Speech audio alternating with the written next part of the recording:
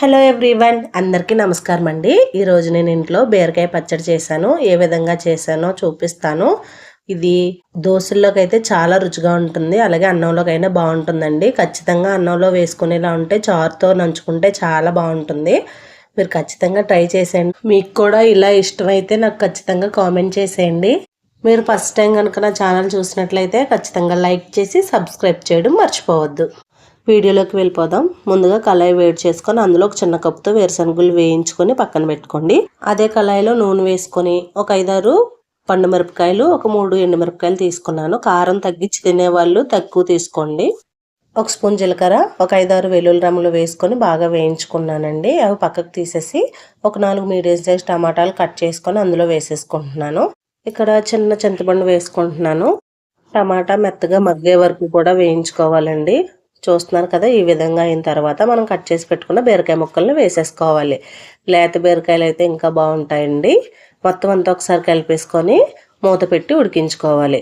బీరకాయలో ఉన్న నీరంతా కూడా పైకి తేలుతుంది. అది ఎగిరిపోయే వరకు కూడా మధ్య మధ్యలో కలుపుకుంటూ చూసుకుంటూ ఉండాలండి. నీరంతా ఎగిరిపోయిన తర్వాత చల్లారి పెట్టేసుకొని అప్పుడు మిక్సీ పట్టుకుంటే బాగుంటుంది. ఈ విధంగా ఉన్నప్పుడు స్టవ్ ఆఫ్ చేసేసానండి నేను.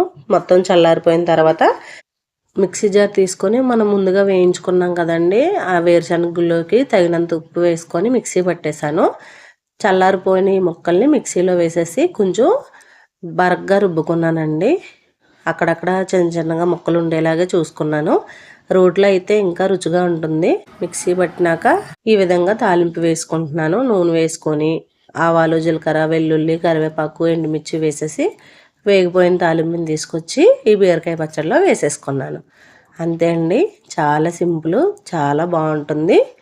మీరు కూడా ఖచ్చితంగా ట్రై చేసేయండి. మీకు ఏ విధంగా వచ్చిందనేది నాకు కామెంట్లో చెప్పేయండి.